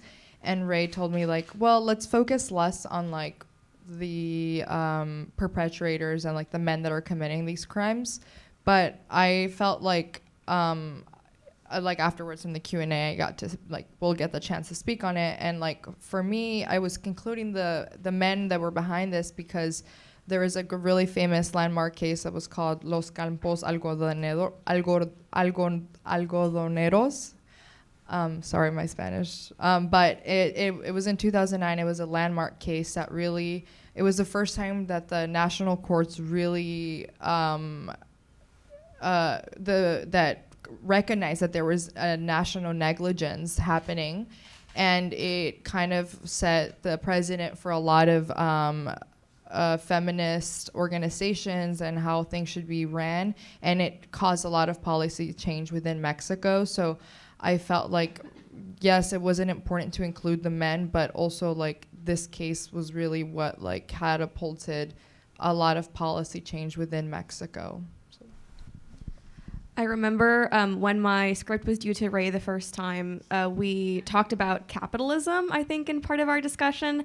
And it was initially going to be part of my script. And then when I had to make cuts, I thought, well, I think we talk about capitalism a lot, and that's probably one thing I don't really need to discuss. But there's definitely a lot to be said about the way that capitalism impacts creativity, adaptations, originality, and just the way that we are producing work right now that I wanted to touch on initially that I didn't get a chance to. Originally, my idea was super broad, and I kind of wanted to talk about like a lot of things that was kind of like an amalgamation of my concentration. But then I decided to kind of combine what I've learned and like what I discussed in my colloquium and my rationale with my dean's summer research that I did last year, and kind of like, but figuring a way to make sense of everything I studied within Gallatin, within like the restraints of archives. And then, so hopefully like, eventually I would like to like elaborate on it more, but I think it was like a really good mix of like everything I kind of wanted to talk about in one short presentation. My Gallatin concentration is in narrative formalism, so I do a lot of like literature and music and drama studies and look for like formal tactics that artists use across the different mediums and how that's what creates like the emotional undercurrent of the work. And so a lot of my I guess my like scholarship for this project was in figuring out what of those techniques like evokes something in me and trying to practice those techniques. So I did a lot of just reading of fiction and a lot of fun listening to music and like picking things apart and finding out what I like, which was really fun. Yeah. I think that's a difficult question for a Gallatin student, because if I get going on one thing I wish I had included, it'll get me going on something I did include, but maybe not as in depth as I wanted to. But I'll keep it brief. A huge component of this project was undergraduate student work and the condition of being an undergraduate student worker. And I've been an undergraduate student worker here at NYU since actually the summer before my freshman year. That's when you can start working on campus, and that's when I did. And I had initially planned to do a lot of accompanying research about undergraduate student work across the country as a sort of facet of labor, and then found out that that literature doesn't exist. People don't write about it, and it's often not materially or scholarly or intellectually considered work, what undergraduate student workers do. And but that doesn't mean that it didn't shape the content of the theater piece that I presented 2 weeks ago. And so I think being able to get more into that would have been really fulfilling for me, especially because Pins and Needles in its original form in the 1930s actually kind of shockingly didn't cover work very much in its content. It wasn't often the sketches that made up the show weren't set in the factories or the shops or the workplace. And when they were, it was more to, put on a little funny sketch about a workplace romance and not to interrogate the like conditions that these garment workers were operating under. So I would have loved to get more into that. So I mentioned I was creating content on Instagram, etc. I wish I had put the QR code of the Instagram projected here so that people can follow. And my justification for that is I think this project of mine is really also a performative investigation into, the commodification of art, and how even with something like as ephemeral as a performance, it could be commodified, fetishized. And it goes with all these ideas of ghosts and hauntology as well, because if you read Marx and Derrida very carefully, you'll find that the ghosts are not only the beings that return from the past or return from the future, that this kind of temporal bend, but also in the very essence of commodity fetishism. I'm thinking of the Capitol when, the chairs and the tables start spinning on their head and dance on their own accord. And once an object becomes a commodity, all these kind of supernatural things happen, right? So I would say that's also part of the ghostly quality I want to present on, but did not really have a chance. So I'm going to tell you the handler right now. It's Nach Hamlet Machine, N-A-C-H, Hamlet Machine. I repeat on Instagram, N-A-C-H, Hamlet Machine. Thanks. One of the things that was a big part of my research and that I've continued to dig into that I didn't get to talk about at all is like the use of prosthesis in piracy and during that era of history. And especially I bet some of you are wondering about like how accurate our imaginings of pirates are in relation to prosthesis. I will say that peg legs and eye patches, very widespread. Hook hands, not a thing. That was, it was a prosthesis that was used later in history, but there's no evidence to suggest that it was used by pirates. That was an invention by J.M. Barrie from Peter Pan. We can thank him for that. But it's a very fascinating topic because of the different reasons that people would choose to use prosthesis or not to. For example, the hook hand later in history was a very functional prosthesis that lower class working people would choose to use so that they could return to labor, whereas there were other prostheses used by upper class people to imitate the image of having the limb instead of the function of it. And that was to keep up appearances. Thank you. Are there any questions in the theater audience? Yes. Oh, yeah, there is a mic approaching you.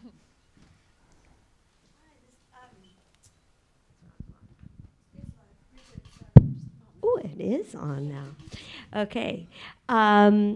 So this was wonderful. I'm just so deeply impressed by all of your work.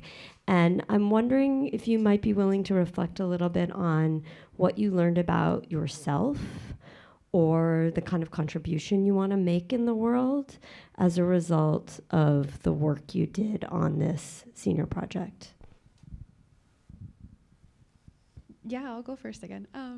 So actually I'm planning on going to grad school and continue with linguistics, mostly in sociolinguistics. So I actually want to study how English has become the dominant language worldwide, but I do want to focus more so on Mexico, specifically focusing on how English has kind of taken over in Mexico City. It has pushed Spanish as well as native Mexicans out of their hometown and their home space.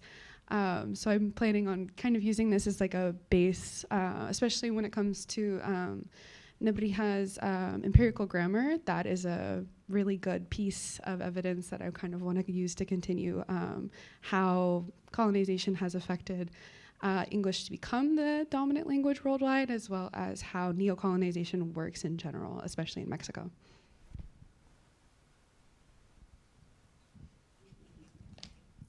I can go to. I also, after graduation, applying to a lot of like grad school programs and hopefully to pursue a career in academia. And I specifically want to focus on Southeast Asia and imperialism and kind of the ways that like people grapple with, like a lot of times like tradition is either invented or created within colonization, and like how people kind of grapple with the aftermaths of that. Specifically, I'm interested in American imperialism and also recently Japanese occupation, because it's actually quite understudied or like under discussed, specifically focusing on like Southeast Asia as well as like Taiwan, Korea, and China. And I feel like oftentimes people forget, like when we think of colonization, of course we think of like the West, but there's also a lot that happened in like the East, and I feel like it's also important to talk about.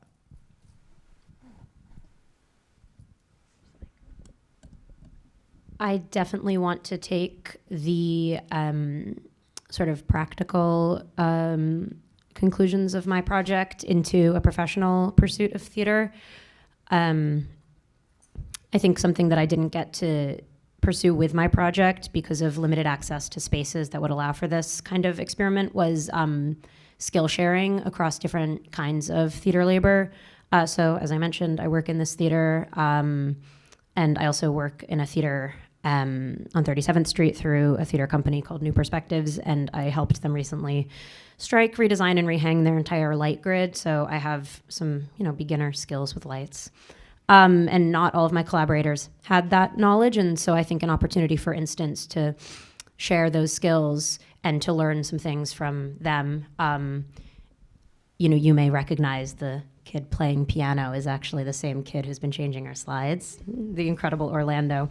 And so he has like a lot of musical skill and knowledge, and I'd love to learn from him about that. So practicing a kind of theater where everyone is skill sharing instead of sort of discreetly practicing their and realizing their mode of expertise, so that everyone can have a say in the product that gets staged, and then everyone can get recognition, compensation, benefits from that skill sharing. It also connects to part of my concentration I think about a lot, which is how technology has, and global capitalism has essentially excised these kinds of skills of self-sufficiency from local communities and outsourced it to global markets. So agriculture, repair work with machines and electronics, sewing and garment work, these aren't things we practice for ourselves locally anymore, or it's not widespread that we practice them locally, and we rely on these sort of distant, invisible networks to bring them to our doors. And so I think bringing that kind of mentality into theater and seeing, well, okay, how can we bring skills back into local community practices? How can we all learn how to hang a light? How can we all learn how to, plunk out a song, and creating theater out of that kind of community-based practice would be my hope as a contribution long-term. I definitely want to go to grad school for classics at some point, but that is probably at least 3 or 4 years away at the moment. More like currently, I definitely want to think more about adaptations and delving into the little gaps that we see in stories that have been told before, that where there's a lot of like room to create original work. I had an idea last December about the slave girls at Odysseus's palace who are eventually executed for sleeping with the suitors. They're obviously not consensually engaging in this practice, and a lot more of their treatment has come to light as different translations have come out, like the Emily Wilson translation a couple years ago. And so I would eventually want to work on a short story and think about those kinds of characters who are very much at the margins of those society and at the margins of those works, because I think that's a very great way to do an adaptation where you are still engaging with a prior work, but you have so much room to do something original. You don't really have to worry as much about fidelity. In the interest of time, we can take one more audience question if anyone has it.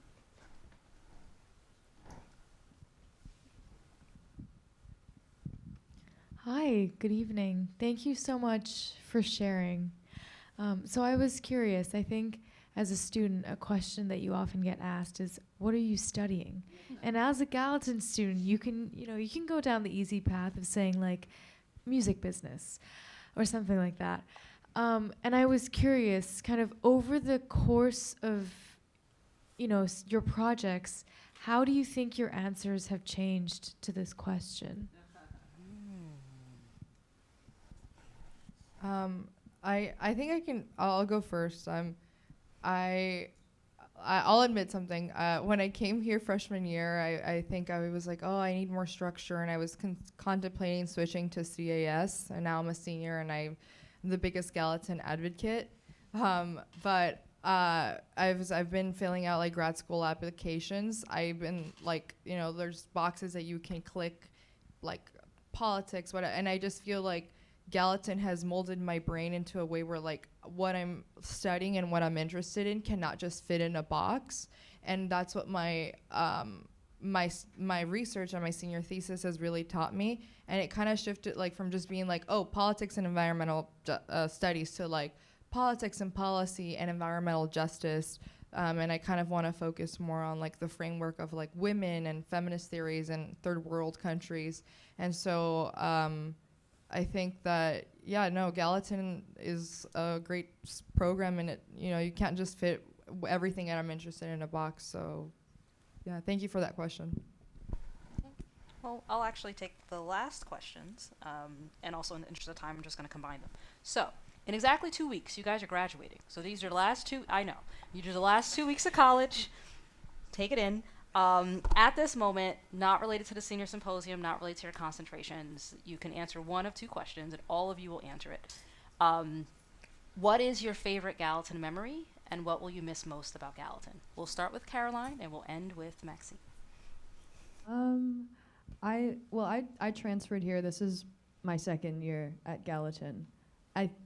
Maybe this is a cop-out, but I just really wish that I had more time here. I wish I had all 4 years, and I think I will really, really deeply miss my advisor, Laura Slatkin. She's one of the kindest. She's like genuinely really changed my life, and I'll miss her a lot, and I'll just miss all of the support that I've felt from the faculty and staff here.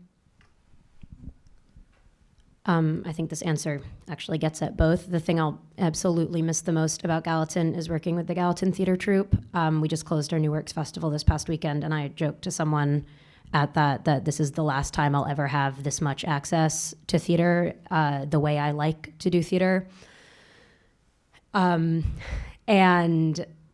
it's just been the greatest honor working with them and doing like student theater in all its weird eccentricities.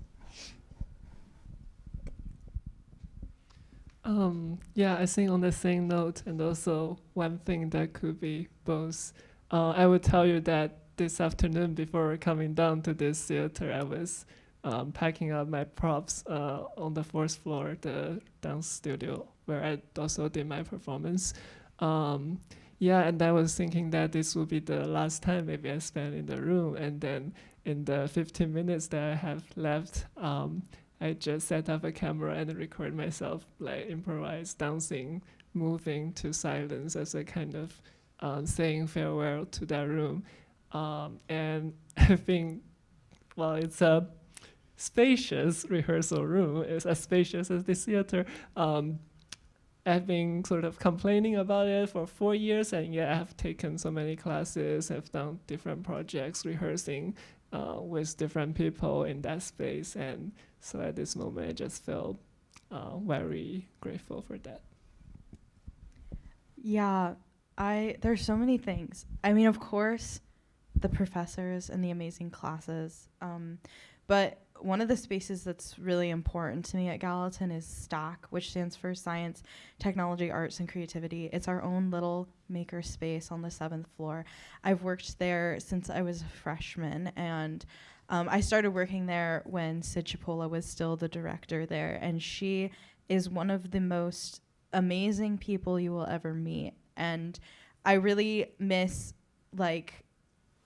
I'm gonna miss everything about STAC, but one of my favorite things in that room is we have a weirdly placed pillar in that room that is not quite in the middle, but not quite on the wall. And Sid, before my time, she decided to make that our failure pillar. And so it has a big vinyl cut sticker that goes all down the column that says failure. And it's there to remind us that failure is actually a good thing. It's a growing experience. And you know, I am gonna miss that column reminding me to invite failure into my life every day. Actually, that's really sweet. Wait. I think, well, funny enough, I'm going to get my master's in linguistics. I'm very excited for that. But the thing that I'm going to miss the most about Gallatin is conversations. I'm going to miss being able to talk to people within Gallatin who are from every walk of life that you can imagine. I've met people who I never imagined being able to meet. And I've had conversations that I also didn't imagine that I would have. But nonetheless, they've made me who I am today. And I'm very thankful that I had the opportunity to come here and learn from it and become who I am now. Like Annabelle, I'm also a Labowitz worker here in this theater, and I've spent this past 4 years working here. And my favorite memory is when we held an event recently for karaoke, and the only people that showed up was the Labowitz workers. So we got paid to sing karaoke. So that is one of my favorite memories, and I will miss this job, my mentors, and my friends that I've made through Gallatin. That some of my biggest supporters are here, and obviously I will miss two of my biggest supporters throughout my academic career, which is Suzanne Wilford and Roseanne Kennedy, who have made it possible for me to be here right now. My favorite memory at Gallatin was probably being an orientation captain alongside Samantha in the fall, just getting to lead the freshmen, interact with them, but also get to know so many different Gallatin students. And I think what I will probably miss the most is the accessibility of the professors, the faculty, and the advising office. I think I've been to the office hours of every single advisor in the advising office, perhaps. Most notably, I go drop into Will Clark's office hours every Thursday, and I will just see him and talk to him for 20 minutes. I've never taken a class with him. I just go talk to him about movies for 20 minutes, maybe every Thursday. And it's really fun to just have those kinds of connections and to have that accessibility to people who are doing such interesting things.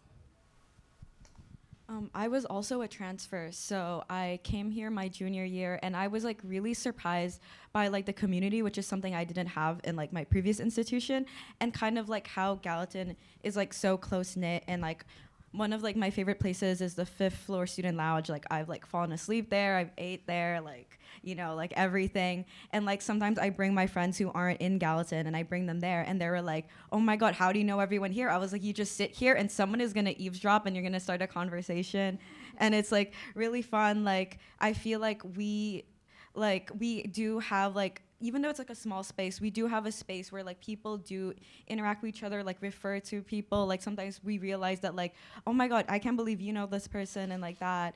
And another thing that I love is the small tutorials. So I'm in one with Professor Rutiliano, and it's just a really fun time to be close with both your professors and your peers. And I feel the community is just like so supportive. Like I was so surprised with like how many of them like came in, and some of them are like, oh, we're watching you in the live stream right now. And it was just like, makes me feel like really happy that everyone really likes to support each other.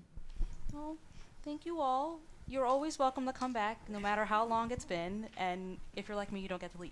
So, but thank you all for tonight. We're really, really proud of you, and we're just really excited to see what you do next. And now I'll hand it over to Malik Walker, who will close us out. Give another round of applause for these brilliant presentations. I think that one of the great things about the Senior Symposium is that we get to listen and to witness some of the most deeply thoughtful and emotional and brilliant presentations that provide a bit of a diversity of what Gallatin has to offer. It's interesting because what you've presented here is not just about productivity, right? There is a deep concern for the other. There's a deep concern where you're engaging in the world in a unique as well as creative way. This is not just a showcase of brilliance, but rather an expression of what happens every day under this roof and in these halls. Gallatin is a place where individual pursuit is paired with mentorship and creates the condition for the possibility of deep thinking, rigorous reflection, and industriousness. It is important to note that the work in organizing this event came from our school's advising office. This is important because it's demonstrative of the frame in which individualized study can expand while staying rooted in the concerns that students face in the world today. We're very proud of your work. We're proud of what you've presented tonight. And I'm hopeful that such brilliance and focus will be fruitful in all of your pursuits. As seniors, they are departing Gallatin in a time of great uncertainty. The tools and the talent cultivated in these walls, demonstrated tonight, are vital moving forward. Your brilliance is one component of that we've seen tonight. But what's underneath that brilliance, however, that dedication to pursuing ideas, interdisciplinary agility, and collaboration, those are the things that are essential and are going to be necessary skills needed in our fractured world. As you move forward to continue to bear witness to the world, to bring voice to the silenced, speak up for the forgotten, and commit to your creativity, be sure to come by and say hello to us. And also, I want to thank the audience for your presence, for your being here, your support, because it does take a village, and you are a part of that village. The brilliance that was brought today is something that we all partake in and share in. And so I want to also give a round of applause to y'all. Thank y'all for being here to see what we do here at Gallatin. So with that, this closes the Senior Symposium of 2026. Congratulations, and have a great night.